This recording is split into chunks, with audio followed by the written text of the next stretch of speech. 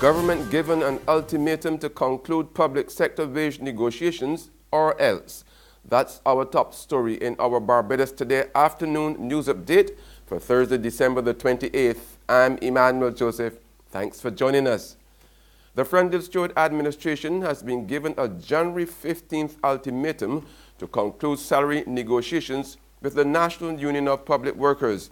A source involved in last night's meeting of public servants at NUPW Dalkeith Road headquarters told Barbados Today that they agreed to take industrial action if there was no settlement by that deadline. While he declined to reveal the date for the ultimatum, General Treasurer of the Union, Asokori Beckles, told reporters that the NUPW would inform the Ministry of the Civil Service today of the deadline, along with a counter-proposal to government's offer of a coping mechanism pending the conclusion of salary talks. We would have mentioned what the government would have proposed us today, which was two scenarios. One of those scenarios, which was taken somewhat seriously, is a sliding scale between 2% and 5%. The NUPW members have decided on a counter-proposal. The union put forward 3 to our membership, and they have decided to take one of those proposals to the Ministry of Civil Service to take to their principal, the Prime Minister of Barbados, and we are hoping to receive some favorable response as soon as possible, because our members let us know that this money is needed very urgently. At this time, we would not want to negotiate in public and inform everyone as to what we are proposing back to government, but we would want to let the workers out there know that we are fighting on their behalf. And it is time that this salary negotiation as well come to an end. And the members let us know today that they are fed up with the length of time that this is going on. We sent in our proposal between January 2016, so as of next month this will be 2 years from when we sent our first proposal. And as you know, it is between 2014 and 2016. Our members said this 2 years is long enough, and they've set a deadline for negotiations to complete, and we've also sent this to the Ministry of Civil Service as soon as tomorrow, Madam General Secretary. Meanwhile, the Barbados Workers Union says the controversial National Social Responsibility Levy, NSRL, continues to be one of the most troubling issues for the trade union movement in 2017. In her review of the year, BWU General Secretary Tony Moore said not even a formal follow-up report on the performance of the NSRL by Social Partnership Chairman Prime Minister Frandil Stewart has taken place. Has not only the trade union, the BWU, but our members still particularly troubled, is that we were able to justify why not the NSRL. We were able to demonstrate a willingness to engage at a number of different levels to discuss measures that could be implemented in place of the NSRL that we believe would help to achieve what the government in its thinking was contemplating at the time that it thought of the NSRL. But regrettably, we have not been given the chance to meet back and explore any of these issues. They promised dialogue, follow-up and social dialogue at the level of the social partnership has not taken place. Looking to 2018, Moore warned that the union would intensify its fight to have the heavy burden of taxation either significantly eased or removed from the backs of workers.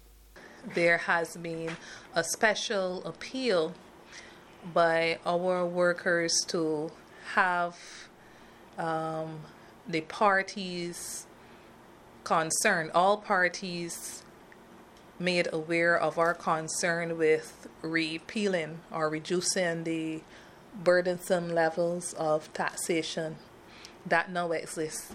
Because where it may be difficult for people to have an increase, there is a definite cry among those we represent to have the burden of taxation that impacts on the disposable income of people, to have that reduced, if not removed. There's regional and international news after this short break.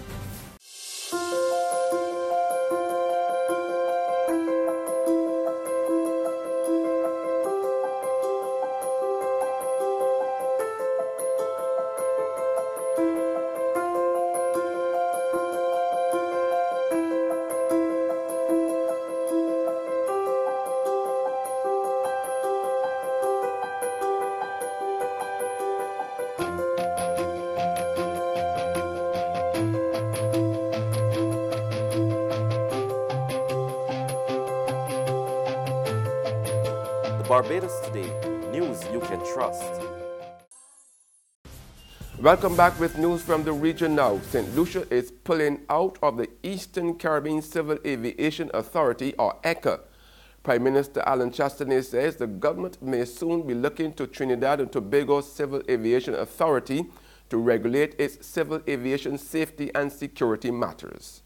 Prime Minister Alan Chastanet argues that the Eastern Caribbean Civil Aviation Authority is stifling the growth in the region's aviation sector. ECCAA regulates the civil aviation in the Eastern Caribbean. Chastanet says the government of St. Lucia is prepared to leave the ECCAA and pursue other options. ECA is a huge impediment currently from allowing the aviation industry to reach its fullest potential in this region. No. One such option is the Civil Aviation Authority in Trinidad. I'm in discussions. I'm supposed to be hopefully meeting with the Trinidadian authorities. I'm disappointed that we've not been able to move quicker. Yeah, so who's the alternative to ECA?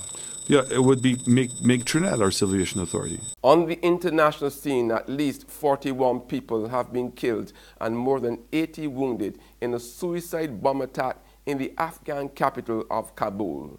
A Shia cultural organization was the target, but the Afghan Voice news agency was also hit. More in this Euronews report. So-called Islamic State have claimed responsibility for a suicide attack in Kabul which killed at least 40 people and injured dozens. The blast in the Afghan capital happened at a compound comprised of the Afghan Voice news agency, a Shia cultural centre and religious school. The Tebyan centre is located in a Shiite-dominated neighbourhood in the west of the capital. People had gathered for discussions to mark the 38th anniversary of the Soviet invasion of Sunni-majority Afghanistan. Most of those attending were students. The attack was carried out by one bomber wearing a suicide vest and was followed by 3 other blasts in the same area. That's news, but for the very latest, visit our website at www.barbadostoday.bb. You can also subscribe to our e-paper, email updates, or even like us on Facebook. We're also on Izumi Media in bus terminals, as well as screenplay at supermarkets and gas stations near you.